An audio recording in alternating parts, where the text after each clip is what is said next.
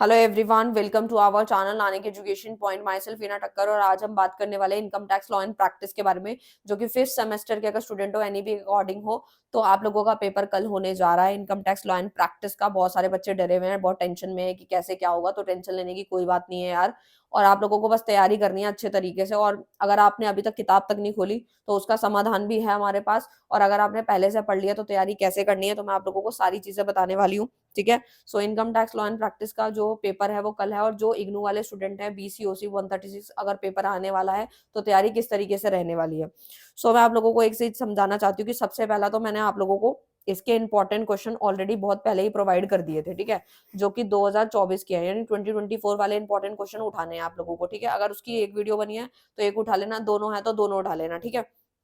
तो आपको करना क्या, इंपॉर्टेंट क्वेश्चन जो है कॉपी पे या फिर उसका स्क्रीनशॉट भी ले सकते हैं अगर टाइम बचाना है तो। ठीक है।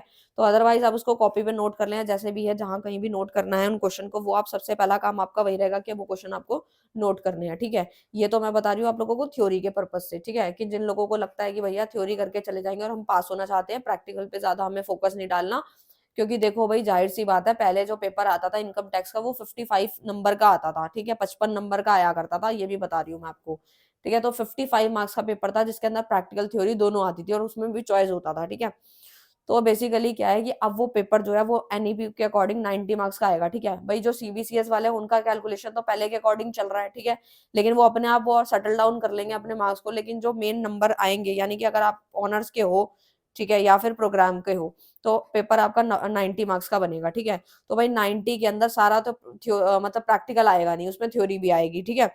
अब ये थ्योरी कितनी आएगी ये तो हम नहीं बता सकते हैं, क्योंकि ये एग्जामिनर पे ही डिपेंड करता है। ठीक है। और मैं किसी बच्चे को धोखे में नहीं रखना चाहती कि भाई मैं पहले से ही बोल दूं कि नहीं भाई 90 में से 80 मार्क्स की थ्योरी आएगी, 70 मार्क्स की आएगी। नहीं भाई, मैं ऐसा कुछ नहीं बोल सकती, क्योंकि जब तक फाइनल पेपर सामने नहीं आ जाता ना, तब तक एग्जैक्टली नहीं पता चलता कि एक्चुअल में रेशो कितनी है। ठीक है। तो मैं आप लोगों को एक चीज बता देती हूँ।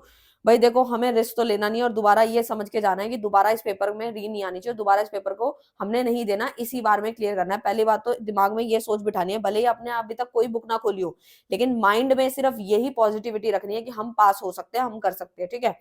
तो अभी तक आपने इतनी सारी मेहनत करी है यार, हम लोगों ने मेहनत करी, आपने भी अपने बहुत एफर्ट लगाए, और जब आप फिफ्थ सेमेस्टर तक पहुंच ही गए हो तो आप ये समझ सकते हो कि आप कर सकते हो। ठीक है। जब आपने इतने बड़े बड़े जो टफ सब्जेक्ट आपको लग रहे थे, लाइक कॉर्पोरेट अकाउंटिंग कुछ बच्चों को लगा था, कुछ बच्चों को कॉस्ट अकाउंटिंग लग रहा था। ठीक है। बहुत सारे बच्चों को बिजनेस स्टैट्स में डर लग रहा था, तो देखो, लेकिन फिर भी कुछ बच्चों ने काफी मेहनत करके भी उसको क्लियर करा है। ठीक है। तो मैं आप लोगों को बताती हूँ, चाहे ऑनर्स है चाहे प्रोग्राम है, 90 मार्क्स का पेपर जिसमें थ्योरी आने की संभावना पूरी पूरी रहेगी। ठीक है। तो भाई देखो, जाहिर सी बात है, जो थ्योरी वाले जो क्वेश्चन है वो आपको इंपॉर्टेंट क्वेश्चन में जो दिए गए हैं उनको अच्छे से कर लेना है, अच्छे से रट लेना। ठीक है। ताकि उसमें जो है मार्क्स कटने की संभावना ना रहे। अगर आप चाहते हो कि आपको थ्योरी में ज्यादा से ज्यादा नंबर मिले, ठीक है, तो उसके लिए आपको पॉइंट टू पॉइंट आंसर देना है। ठीक है। पॉइंट वाइज आंसर देना, और फ्लो चार्ट्स वगैरह जरूर बना देना। ठीक है। मतलब लाइक जो भी उसके सेक्शंस वगैरह है उसका प्रॉपर आप फ्लो चार्ट्स बना सकते हो। ठीक है। अगर सेक्शन अच्छे से पता है तो ही मेंशन करना, अदरवाइज मत लिखना, क्योंकि अगर टीचर की नजर सेक्शन पे चली गई और आपका सेक्शन गलत है, भले ही आपकी डेफिनेशन सही थी, तो समझ लेना कि काटा लगा दिया, वहां पे काटा लगा सकते हैं उसके आंसर पे। तो इस चीज पे थोड़ा ध्यान देना, क्योंकि एग्जामिनर जो होगा वो इतनी ज्यादा मेहनत तो करता नहीं है, क्योंकि वो बस शॉर्टकट अपनाता है कि भाई उनको तो वैसे ही एक्सपीरियंस होता है चेक करने का। तो इस तरीके से रहने वाला है। तो थ्योरी के क्वेश्चन का समाधान तो मैंने बता दिया, जो क्वेश्चन दिए थे वो अच्छे से कर लेना। वो आपको प्लेलिस्ट में मिल जाएंगे। किसकी प्लेलिस्ट में? Income tax law and practice की। भाई जो इग्नू वाले बच्चे हैं उन वो भी, अब बहुत सारे बच्चों का डाउट रहता है कि मैम हम जो है इग्नू से हैं या फिर एमडीयू से हैं। देखो भाई, ये बिल्कुल लेटेस्ट पैटर्न के अकॉर्डिंग जो है ना, मैंने वन शॉट तैयार करी हुई है। ठीक है। ठीक है। तो बिल्कुल ये नहीं है। ठीक है। इसमें कोई दुविधा नहीं है। तो आप वन शॉट जो है वो जरूर से जरूर देख ले, 2 बार देखो, 4 बार देखो, 5 बार देखो, जितनी बार हो सके देखो, और ताकि एग्जाम्पल माइंड में सेट हो जाए अच्छे तरीके से। ठीक है। और जो भी चीजें कॉन्सेप्ट बताया वो भी फिट हो गया ना, तो समझ लेना काम हो जाएगा। ठीक है।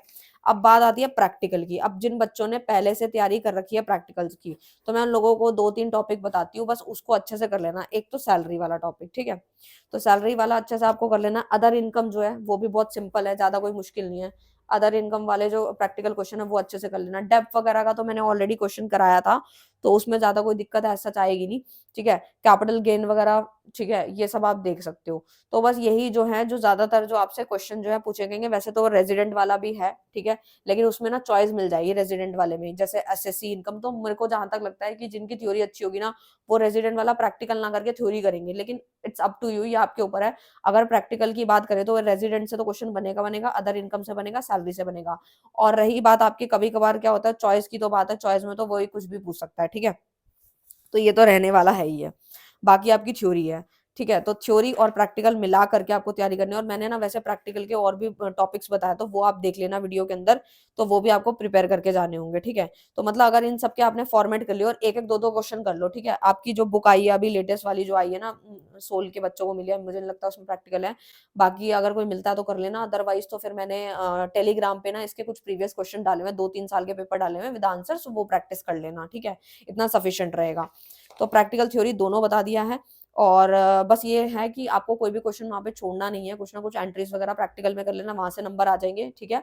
और थ्योरी के जो कुछ क्वेश्चंस रहने वाले हैं, थ्योरी में भी आपको अच्छे से मार्क्स मिल जाएंगे। अगर अच्छे मार्क्स चाहिए, आपको लगता है कि भाई आप सिर्फ, और जो बच्चे सिर्फ थ्योरी के बेस पे जा रहे हैं ना, तो मैं उनको बता देती हूँ, जो थ्योरी के बेस पे जा रहे हैं वो रेजिडेंट वाला, ठीक है?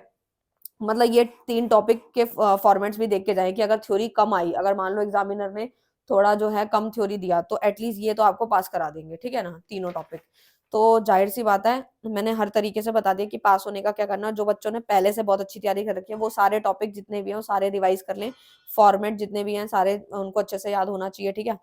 और डिफरेंसेस वगैरह आप अच्छे से कर सकते हो, जो मैंने कुछ डिफरेंसेस भी बताए ना, शॉर्ट टर्म हो गया, लॉन्ग टर्म कैपिटल गेन का हो गया, ठीक है? और ये डेप्रिसिएशन के टॉपिक्स हो गए, डब्ल्यूडीवी हो गया, ठीक है? इस तरीके से आपको थोड़ा-सा याद रहना चाहिए। और रही बात आपके टैक्स स्लैब की, तो वो आपको याद होनी चाहिए। अभी मैं टेलीग्राम पे वो अपलोड करने वाली हूँ। एक ओवरऑल है वो अदर इनकम का, जिसके अंदर सारी चीज़ें बताई गई हैं, डिडक्शंस भी हैं। और बहुत सारे बच्चे हैं जो कि डिडक्शंस को भी मैंने बहुत शॉर्ट में कराया था, ठीक है? तो इस तरीके से था प्रॉपर, ये सब है। ज़्यादा तामझाम में मत फँसो कि हाँ भाई ये भी कर ले, वो भी कर ले। ऐसा कुछ करने की ज़रूरत नहीं है। जिन्होंने आज बुक उठाई है, 2 दिन पहले उठाई है, उनको ज़्यादा कुछ करने की ज़रूरत नहीं है। अगर वो ज़्यादा चीज़ों में जाएँगे ना, तो बहुत दिक्कत हो जाएगी। बट आपको शॉर्ट चीज़ें समझनी है। और आप, अगर आपको इसके चाहते हो कि आप, आपके पास टाइम नहीं है बिल्कुल भी, क्योंकि टाइम तो है ही नहीं बुक पढ़ने का, तो आप हमसे नोट्स भी परचेज़ कर सकते हो। उसमें सिर्फ़ काम की बातें लिखी है, सिर्फ़ और सिर्फ़ काम की बातें। मतलब वन शॉट देखा और नोट्स में से वो लाइन्स पढ़ ली, अच्छे से पढ़ ली, तो आपका पेपर आराम से क्लियर हो जाएगा, ठीक है? और बाकी के जो तो आपके 2 सब्जेक्ट्स हैं, जो बिज़नेस इकोनॉमिक्स है और आपका मैनेजमेंट अकाउंटिंग है, तो वो आपको वन शॉट उसकी मिल जाएगी। बिज़नेस इकोनॉमिक्स अभी आपको थोड़ी देर तक आप तक पहुँच जाएगी। और रही बात मैनेजमेंट अकाउंटिंग की, वो आपके एग्ज़ाम से कुछ दिन पहले पहुँच जाएगी, ठीक है?